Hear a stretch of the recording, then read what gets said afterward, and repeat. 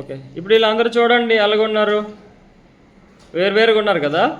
ఇప్పుడు వీళ్ళందరిని మనం ఆరోహణ క్రమంలో పెడదామా? ఇప్పుడు మీరు ఆరోహణ క్రమంలోకి మారండిరా మీ హైట్ల పరంగా.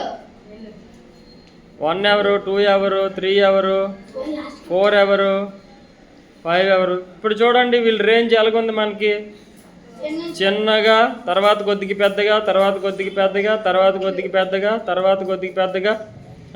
1 అన్నప్పుడు చెయ్యెత్తురా నువ్వు.